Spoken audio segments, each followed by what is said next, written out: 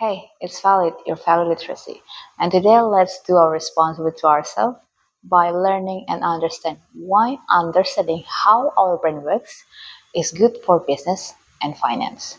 Because this would be impactful to your life. Why we make the financial choices that we do. Or perhaps as business we wonder why customers flock to one product but they ignore another that seems just as good. For a long time, economics had a really neat answer. We're all rational calculators. We carefully weigh the pros and cons, always acting in our perfect self-interest. Well, it sounds nice, tidy, but often it's completely wrong. Let's be honest. Real life decisions, they're quite messy. They're tangled up with feelings, gut reactions, and weird mental shortcuts. If businesses and economists really want to understand what makes people tick, either it's to buy, to sell, to invest, or to save, we need to look beyond those old assumptions. We need to peek under the hood at how our minds and the brains driving them actually operate. Now let's go to the starting point, the scarcity and choices. Well, sure, the basics of economics still hold water. We live in a world where we can't have everything. That is scarcity. This forces us from individuals figuring out budgets to huge companies planning production. We all need to make choices. And every choice has its hidden price tag. This is what we call as the opportunity cost, which is the value of the next best thing you gave up.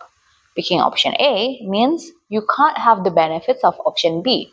Understanding this helps make smarter decisions. Likewise, the push and pull of supply and demand is fundamental. Generally, when prices go up, fewer people want to buy, so the demand drops, and sellers want to sell more, so the supply increases. Where these forces meet, we get market prices. Simple enough, right?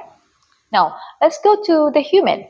We all think that we're rational, we're logical, but we are the irrational human.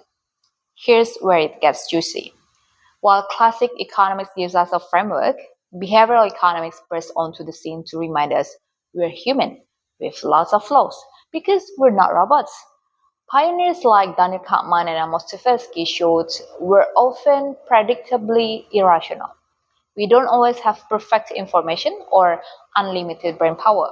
So what we use is mental shortcuts, or what we call as heuristics. These shortcuts are often helpful, but they also lead to systematic errors. This is what we call as cognitive biases.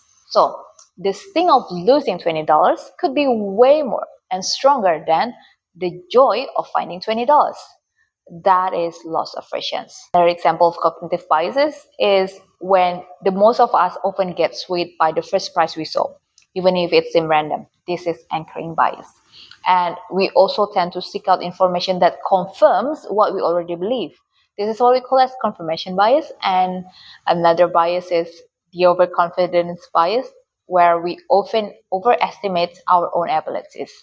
And let's not forget our emotions, our fear, our greed, even our happiness. They powerfully steering our financial decisions, sometimes right off a cliff. Now let's go deeper. What the brain reveals. So the neuroeconomics takes this exploration even further, literally looking inside our heads as we make choices. Using tools like fMRI brain scans, scientists can watch which brain areas light up when we're weighing risks, that's where amygdala, and anticipating rewards by our ventral striatum, or trying to exert self-control by our prefrontal cortex. This field gives a biological basis to many behavioral quirks. It shows the physical processes behind that tug of war between our fast, intuitive, emotional thinking and our slower, more deliberate, analytical side. It helps explain why cognitive biases like loss aversion feel so potent, or why immediate gratification is so tempting. So, why this matters for your business and your finance. Okay, now you quite understand the fascinating science, but what is the practical payoff? Well, the answer is huge. And an example for businesses where we can do smart marketing, better product development, effective pricing, improved employee engagement, and helpful financial products.